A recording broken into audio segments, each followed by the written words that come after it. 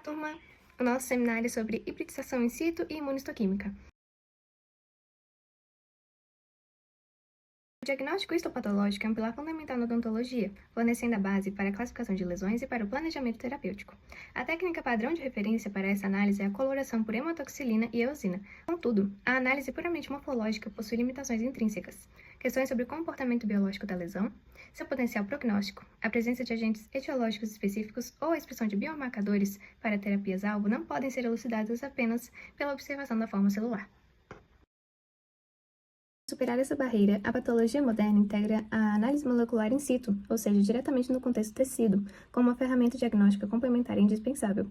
Para a detecção de sequências específicas de DNA ou RNA, recorre-se à técnica de hibridização in situ. Esse método utiliza sondas de DNA ou RNA marcadas que se ligam ou hibridizam a sequências complementares de ácidos nucleicos, diretamente nas células ou tecidos fixados, permitindo a identificação de genes, a quantificação de suas cópias ou a detecção de genomas virais. A hibridização in situ possui variações importantes na forma de detecção de sinal, que pode ser feita por fluorescência, pode ser feita também por reação cromogênica ou através da prata. Contudo, quando a análise é voltada para a identificação de proteínas em cortes histológicos, a técnica é denominada imunistoquímica. Ela utiliza anticorpos primários específicos que se ligam ao antígeno-alvo. Subsequentemente, um anticorpo secundário, geralmente ligado a uma enzima ou a um fluoróforo, permite a visualização dessa reação por meio de cor ou fluorescência. A hibridização in situ ou ISH é uma técnica que nos permite rastrear o DNA ou RNA diretamente dentro das células e tecidos. Assim como na imunistoquímica, o objetivo é identificar algo mais específico, mas aqui o alvo não é uma proteína e sim um ácido nucleico. O fluxo de trabalho da ISH tem algumas etapas fundamentais. Primeiro, ocorre a digestão proteica, que serve para expor os ácidos nucleicos do interior da célula. Depois vem a hibridização, o momento em que a sonda complementar se liga ao gene ou vírus que queremos detectar. Essa sonda é marcada com um sinal que pode ser cromogênico ou fluorescente. Isso define as duas principais variações do método CISH e FISH. A CISH, ou Chromogenic In Situ Hybridization, utiliza uma marca cromogênica, ou seja, o resultado pode ser visto em um microscópio de luz comum, o mesmo usado na histologia. Isso é ótimo porque permite correlacionar facilmente o sinal genético com a morfologia do tecido. A FISH, Fluorescent In Situ Hybridization, utiliza sondas fluorescentes que brilham sob um microscópio de fluorescência, um equipamento que possui filtros específicos para cada cor. Essa variação é ideal para quantificar sinais, detectar alterações cromossômicas como deleções, duplicações e translocações. Na patologia oral, essas técnicas têm um impacto importante no diagnóstico molecular.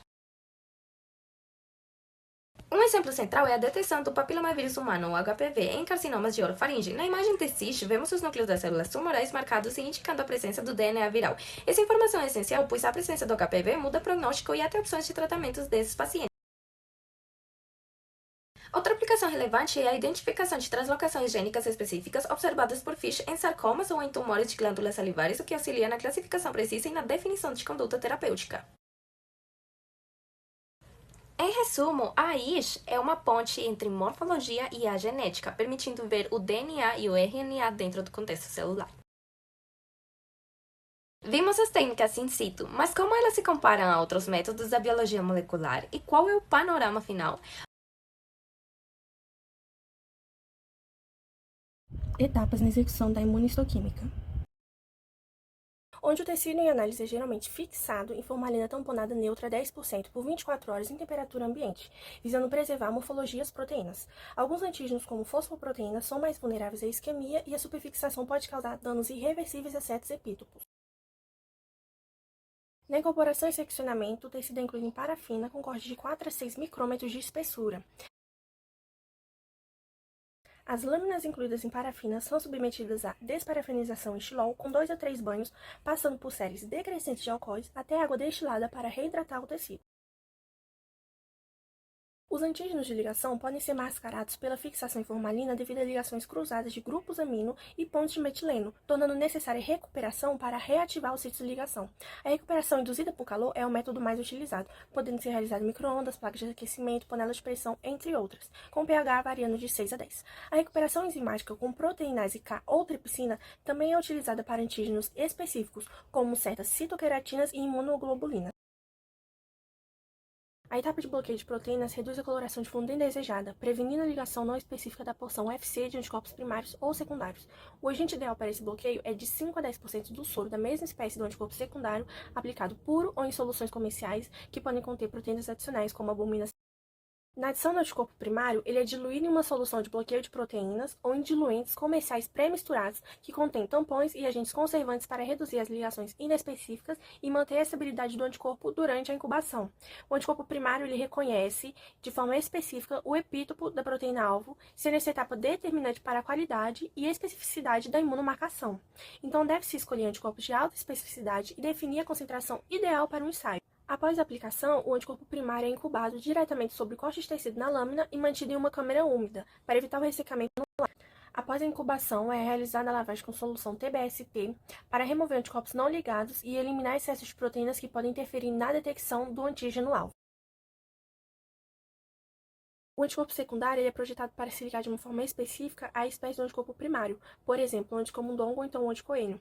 Ele geralmente é conjugado numa enzima, como peroxidase ou então fosfatase alcalina, ou ainda um fluoróforo, e assim vai permitir visualizar o complexo antígeno-anticorpo. O uso do anticorpo secundário é essencial quando o anticorpo primário não está conjugado a um marcador, pois assim ele vai amplificar o sinal. Então, diversas moléculas do anticorpo secundário podem se ligar ao anticorpo primário e aumentar a intensidade e sensibilidade da marcação. Ele também deve ser incubado em temperatura ambiente de 30 a 60 minutos e realizar a lavagem em solução tampão TBST para remover o excesso de anticorpos não ligados e assim reduzir as ligações inespecíficas. Na adição de substrato, utiliza-se a solução de DAB com peróxido de hidrogênio, que reage com a enzima HRP do anticorpo secundário, produzindo um sinal marrom visível no local do antígeno. Após essa reação, realiza-se a lavagem em água destilada para remover o excesso de reagentes e interromper a reação enzimática. Após a marcação do antígeno, aplica-se a amiotoxilina por cerca de 1 minuto para curar os núcleos celulares, proporcionando contraste e melhor visualização do tecido em relação à marcação do antígeno. O excesso de corante é removido com lavagens em água corrente destilada, preparando a lâmina para desidratação e montagem final em visualização microscópica. A contracoloração ela permite uma discriminação do sinal-alvo, auxiliando na identificação do tipo celular e localização das células imunopositivas. A etapa final da imunistoquímica consiste na visualização do antígeno marcado por microscopia óptica, permitindo avaliar a distribuição, intensidade e localização das moléculas de interesse, preservando a arquitetura histológica. Essa etapa é essencial para que patologistas e pesquisadores interpretem os resultados, identificando as células-alvo e confirmando a expressão de biomarcadores no microambiente.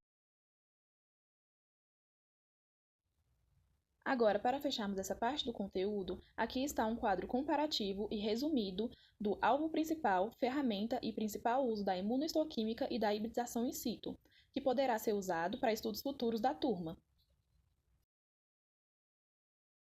Agora vamos começar a falar sobre as aplicações clínicas na odontologia. Afinal, essas técnicas permitem que os cirurgiões dentistas entendam, além da morfologia, o que está acontecendo a nível molecular. Começando pela hibridização in situ, ela brilha na detecção de agentes infecciosos, como vírus, diretamente nos tecidos. Um exemplo é no diagnóstico de leucoplasia pilosa oral, onde a hibridização in situ é crucial para o diagnóstico. Aqui usamos uma sonda molecular que se liga diretamente ao material genético do vírus EBV. Uma vez ligada, essa sonda é visualizada com um sistema de cor, confirmando a localização do vírus nos células epiteliais da lesão, fechando assim o diagnóstico. Passando para a imunohistoquímica, sua aplicação clínica mais vital é na identificação e classificação de tumores odontogênicos. Ela usa marcadores proteicos para dizer o tipo exato de tumor, o que é fundamental para definir o prognóstico e o plano de tratamento, como, por exemplo, na avaliação de marcadores em lesões como ceratocismo odontogênico ou ameloblastoma. E ao avaliar esses marcadores, conseguimos entender o comportamento biológico e o potencial agressivo dessas lesões.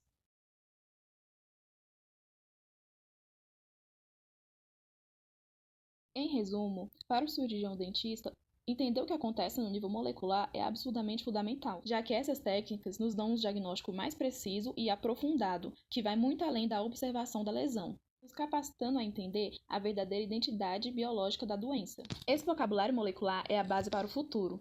Em breve permitirá terapias-alvos desenhadas especificamente para as características únicas da doença de cada paciente. Essas são as nossas referências. Muito obrigada!